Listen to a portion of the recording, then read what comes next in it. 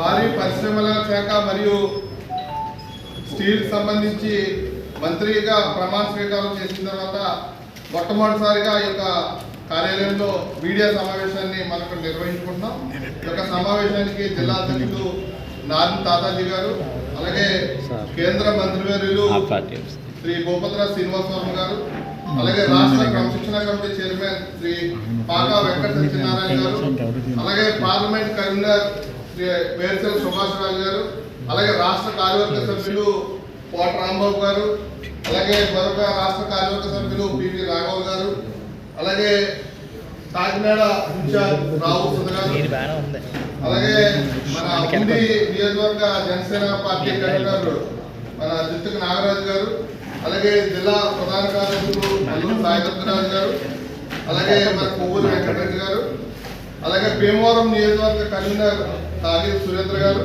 అలాగే media co convener నర్సే Someshwara గారు ఒక మీడియా కార్యక్రమానికి రావడం జరిగింది. ఈ యొక్క మీడియా సంబంధించి ఉద్దేశించి జిల్లా అధ్యక్షులు నారాయణ దాదాజీ గారు మాట్లాడారు. ముందుగా మీడియా మిత్రులందరికీ కూడా నమస్కారం.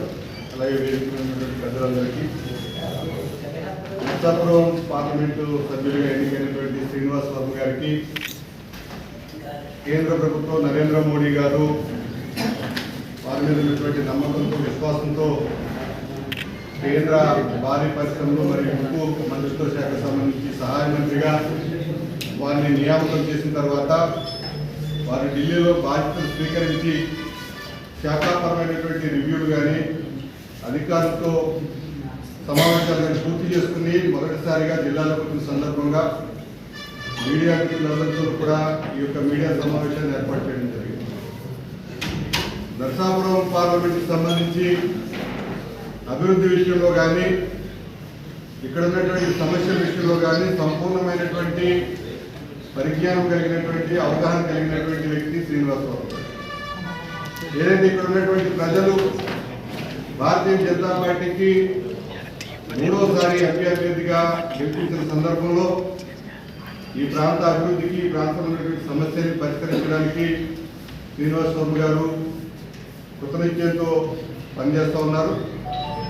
అదేవిధంగా భారతీయ జనతా పార్టీ కూడా నర్సాపురం పార్లమెంట్ అనేటప్పటికీ ఒక ప్రత్యేకమైనటువంటి శ్రద్ధతో ఇక్కడ గెలిచినటువంటి ఎంపీలు కానీ లేకపోతే ఇక్కడ గెలిచిన ప్రజాప్రతినిధుల విషయంలో కానీ ప్రత్యేకమైనటువంటి శ్రద్ధ తీసుకుని వారిని ప్రోత్సహించేటువంటి కార్యక్రమం కూడా మనందరం చూస్తాం.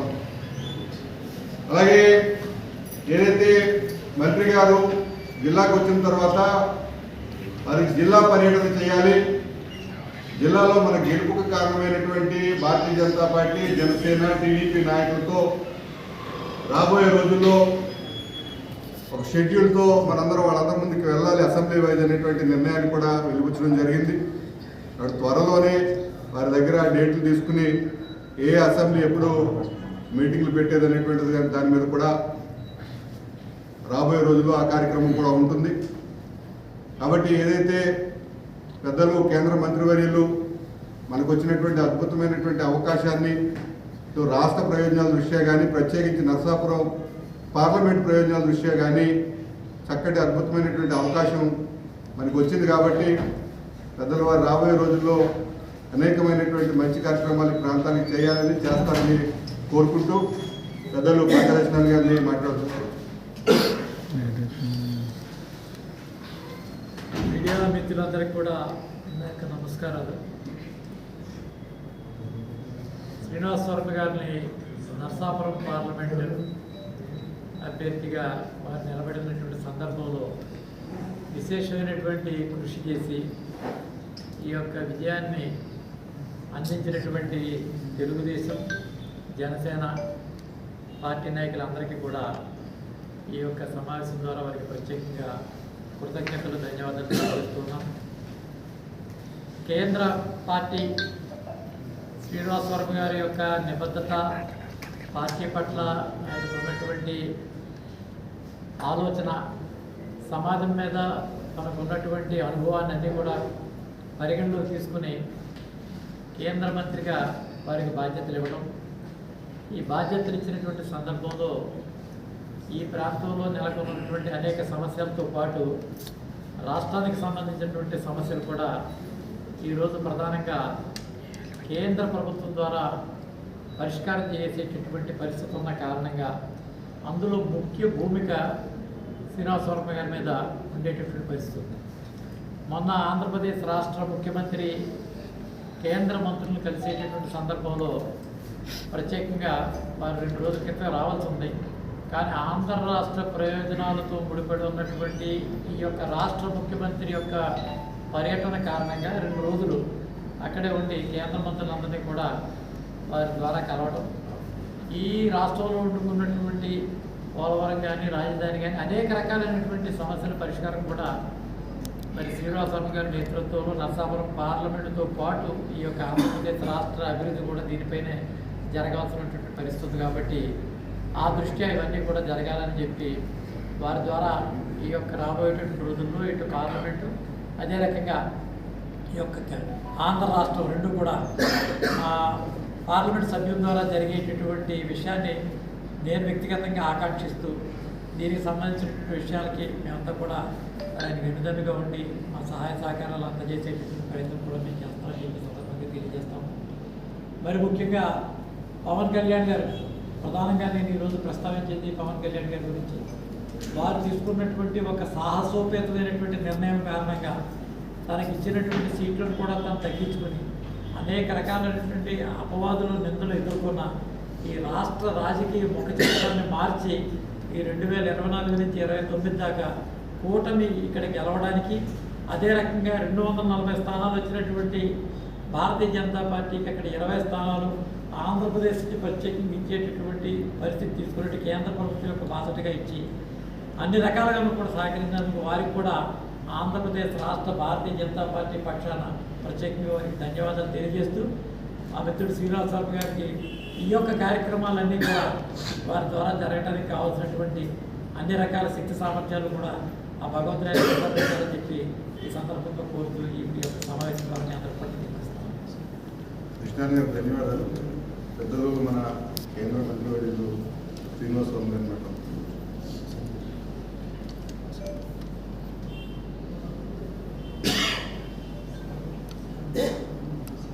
పాత్రికేయ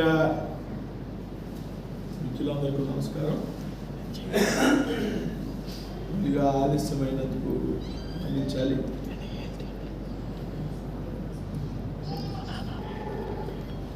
వాస్తవంగా నేను 4వ తారీఖున పార్లమెంట్ సభ్యుడికి ఎన్నికయ్యాక 9వ తారీఖున ప్రధానమంత్రి మోడీ గారు ఆయన మంత్రివర్గంలో సభ్యుడిగా నాకు బాధ్యత కల్పించాక ఇంతవరకు నియోజకవర్గంలో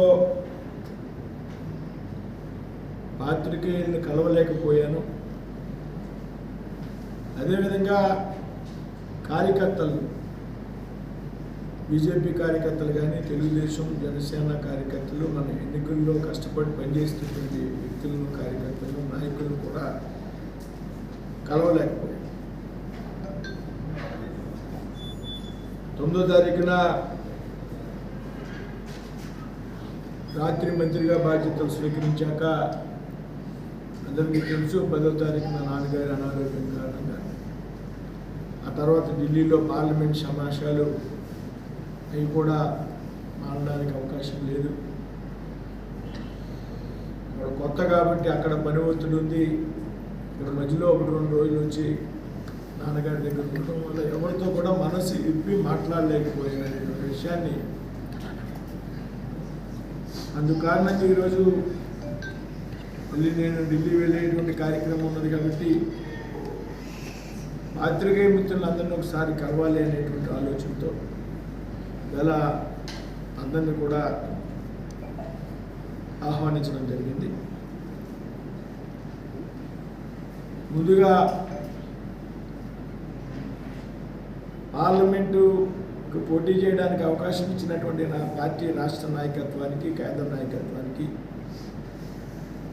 అదేవిధంగా ఎన్నికల సమయంలో నాకు సహకరించినటువంటి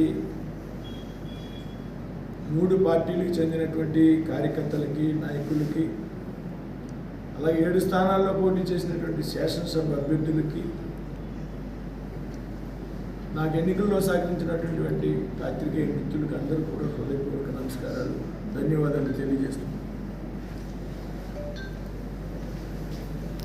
ఇవాళ రాష్ట్రంలో పరిస్థితి అగమ్యగోచరముగా ఉన్నదనేటువంటి విషయం మనందరికీ కూడా తెలుసు. ఈ స్వల్ప సమయంలో నేను కొన్ని విషయాలను అవగాహన చేసుకోవడం జరిగింది.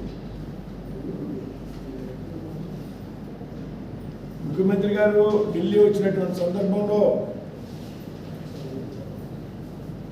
నేను 4-5 తారీఖులు గుర్తుగా ఆయనతో ఉండడం జరిగింది. ఆయనతో పాటు మంత్రులందరినీ కలవడం జరిగింది, ప్రధానమంత్రిని కలవడం జరిగింది. ఆయన 2 రోజులు కూడా విరామం లేకుండా ప్రధానమంత్రి గారిని, 9 మంది కేంద్ర మంత్రుల్ని, నీతి ఆయోగ్ చైర్మన్ని, 16th ఫైనాన్స్ కమిషన్ CEO గారిని, అలాగే ఢిల్లీలో ఉన్నటువంటి తెలుగు రాష్ట్రానికి సంబంధించినటువంటి IAS అధికారులని అందరినీ కూడా కలవడం జరిగింది. అందరితో కూడా రాష్ట్ర అభివృద్ధి మీద ఆయా పోర్ట్ఫోలియోలకు సంబంధించి మంత్రులతో చర్చించడం. కేంద్ర ప్రభుత్వం కూడా ఇవాళ ఆంధ్రప్రదేశ్ రాష్ట్రానికి దాని యొక్క అభివృద్ధికి పూర్తిగా ప్రాముఖ్యత ఇచ్చేటువంటి ఆలోచనలు కలిసినటువంటి కేంద్ర మంత్రులు కూడా అదే విషయాన్ని స్పష్టం చేయడం జరిగింది. రాష్ట్ర ముఖ్యమంత్రికి గతంలో ఇప్పుడు మంత్రులుగా ఉన్నటువంటి చాలామంది పెద్దలతో పరిచయాలు ఉన్నటువంటి సందర్భం. గతంలో ఆయన ముఖ్యమంత్రిగా పనిచేసినటువంటి సందర్భంలో కొందరు మంత్రులు వేరే రాష్ట్రాలకు ముఖ్యమంత్రిగా పనిచేయడం, చంద్రబాబు నాయుడు గారి విజన్ మీద వాళ్ళందరికీ కూడా మంచి అభిప్రాయం ఉన్నది కాబట్టి ఖచ్చితంగా ఆంధ్ర రాష్ట్రానికి మేము సహకరిస్తామనేటువంటి విషయాన్ని చాలా స్పష్టంగా చెప్పడం జరిగింది. అయితే అదే సమావేశంలో పాల్గొన్నటువంటి అధికారులు ఎవరైతే ఉన్నారో కేంద్ర మంత్రులతో పాటు ఆయా శాఖలకు కార్యదర్శులుగా ఉన్నటువంటి పెద్దలు తప్పనిసరిగా సహకరిస్తామని చెప్తూనే ఏదైతే గతంలో జరిగినటువంటి అనేక తప్పిదాలని సందర్భంగా వారు గుర్తు చేయడం. గతంలో ఏవైతే మంత్రిత్వ శాఖలు ఆయా శాఖలకు సంబంధించి ఇచ్చినటువంటి నిధులు ఏవైతే ఉన్నాయో దాని తాలూకు ఆరా తెలియడం లేదు, ఆచూకీ తెలియడం లేదు. అంటే గత ప్రభుత్వం ఏ స్థాయిలో కేంద్ర ప్రభుత్వం నిధులను దుర్వినియోగం చేసిందని చెప్పడానికి నేను ఈ విషయం చెప్తాను. అన్ని శాఖల్లో కార్యదర్శులు గతంలో ఏదైనా ఒక ప్రాజెక్టుకి సంబంధించి ఆయా శాఖకు సంబంధించి 200 కోట్లు, 300 కోట్లు, 400 కోట్లు, 500 కోట్లు ఇస్తే అసలు ఆ డబ్బు పని పూర్తవకపోగా, పని మొదలెట్టకపోగా ఆ డబ్బు దాని తాలూకు ఖాతాల్లో లేకుండా మళ్లింపు జరిగింది. ఆ డబ్బు ఏమైందో మాకు అర్థం కావడం లేదనేటువంటి విషయాన్ని అధికారులు చెప్పినప్పుడు ఆశ్చర్యం వచ్చింది. అంటే గతంలో ఉన్నటువంటి వైసీపీ ప్రభుత్వం ఎంత పెద్ద ఎత్తున నిధులు మళ్లింపుకి చేసింది అనేటువంటి విషయాన్ని మనం అర్థం చేసుకోవాలి. ఆ డబ్బులు ఏమైనాయో తెలీదు, దేనికి ఖర్చు పెట్టారో తెలీదు, దానికి యూటిలిటీ సర్టిఫికెట్ లేదు. కేంద్ర ప్రభుత్వంలో నిబంధనల ప్రకారం ఏదైనా కొంత డబ్బు రాష్ట్రానికి వస్తే పలానా ప్రాజెక్టు కోసం, పథకం కోసం అవి ఖర్చు పెట్టాక దాని తాలూకు యూటిలిటీ యూసీ సర్టిఫికెట్ అంటే యూటిలిటీ సర్టిఫికెట్ ఇస్తే దాని తాలూకు రిమైనింగ్ బ్యాలెన్స్ అమౌంట్స్ 2వ దఫా 3వ దఫా ఇచ్చేటువంటి సిస్టమ్ ఉంటుంది కేంద్రం. ఏమీ లేకుండా గతంలో రాష్ట్ర ప్రభుత్వం వ్యవహరించింది అనేటువంటి విషయాన్ని అధికారులు స్పష్టం చేసింది.